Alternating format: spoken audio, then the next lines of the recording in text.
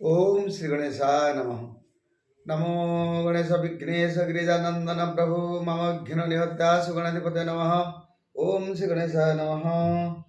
गृहीत्वा च दिव्यं रसवपुरधीनति जगतो महावीर्यं शङ्ख विबुद्धकुलविभूषितसमं जङ्घानामिदगर्भे गृत्सगळे वेदं धनुसुतं सनिलद्रिस्तायि विमलमतिदायि भवतु। सर्वस्वरूपे सर्वेशे सर्वशक्ति समन्विते भयभ्युत्राहिनो देवी दुर्गे देवी नमस्तुते। ओम नमः शिवाय शिवाय। ओम नमः शिवाय। जय श्री राम, जय जगन्नाथ। नूतन वर्ष 2025 को स्वागत करुछि।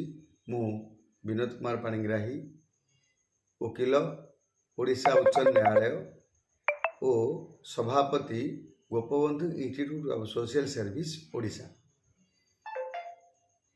आज यही नूतन वर्ष आरंभर अवसर में मु समस्त राज्यवासी उद्देश्य प्रभु निकट प्रार्थना करुच्ची, समस्ते स्वास्थ्यवान हूँ, समस्ते दीर्घजीवी हूँ, समस्त को अन्न वस्त्र बुद्धि विद्या जगन्नाथ प्रदान करंतु। तत्सहित मोर ओडिशावासी तरफ समस्त मंत्रिमंडल सदस्य, माननीय मुख्यमंत्री महोदय को और समस्त प्रशासनिक अधिकारी को मोर प्रणाम। आउ मु जगन्नाथ पाखे क्षमा भिक्षा करुछि। कौनसी क्षेत्र में केमिति अकृत कार्य न हुए, राज्यर स्वार्थ आमर समय बीतुची।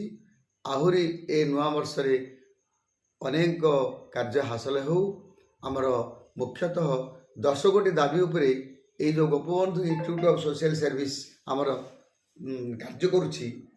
आहिरे एथिरे संघरे आमर अवसर प्राप्त राजस्व कर्मचारी, राजस्व अधिकारी, अवसर प्राप्त विचारपति और अन्यान्य वर्गर अवसर प्राप्त कर्मचारी, तत्सहित विभिन्न बुद्धिजीवी आउ आईनजीवी समस्त को नहीं आमर संघ गठन कर 2014 मसीह आमर संघ ओडिशार स्वार्थ जनहितकर कार्य जनहित जनता सेवारे कार्य करुछि। जगन्नाथ कृपारू बहुत काम आम आगे नहीं।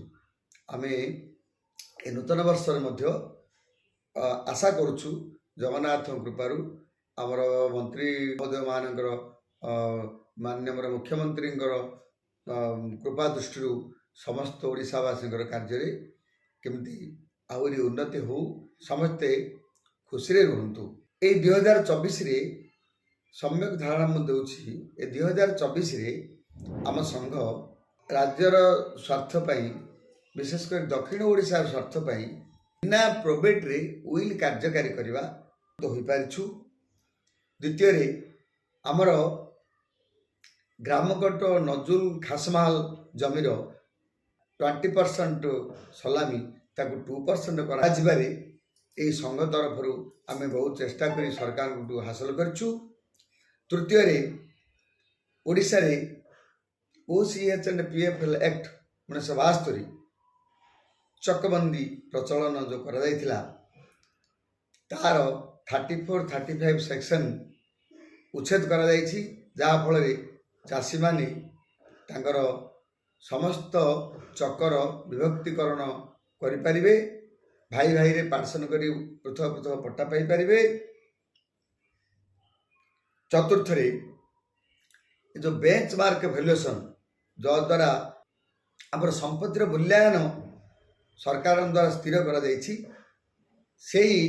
स्थिरीकृत मूल्य उपरे आम रजिस्ट्रेशन समय 7% स्टाम्प ड्यूटी आउ फीस दे जमी रजिस्ट्रेशन करुचे। अन्यान्य क्षेत्र में बेंचमार्क वैल्यूएशन को नहीं आमर कार्यक्रम चालू रही। बेंचमार्क वैल्यूएशन अत्यधिक वृद्धि जो ओडिशा रे आ गंजाम जिले में, विशेषकर गंजाम जिले में लोक मैंने बहुत असुविधार सम्मुखीन होती।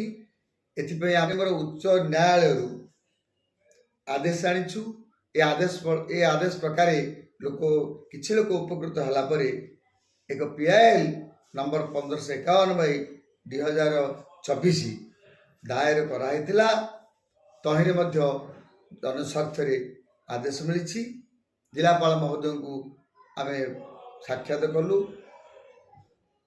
प्रशासनिक स्तर में उच्चपदस्थ अधिकारी मानक मुख्यमंत्री महोदय को राजस्व मंत्री महोदय को समस्त को आम साक्षात करूँ निकटरे ताहा समस्त लागू हेबो बोली आम आशा करूँ आउ प्रशासन को मध्य अनुरोध करूँ जे प्रति 2 वर्ष रे 10% ही बेच बार भैल्यूएसन वृद्धि करा जाऊ जहाँकि Odisha stamp amendment rules 2001 rule 40(2) अनुसार कार्यकारी करा जाऊ आउ 41 को उच्छेद करा जाऊ आम बारंबार यह प्रार्थना कर वर्षर ये नूतन वर्ष अध्याय आम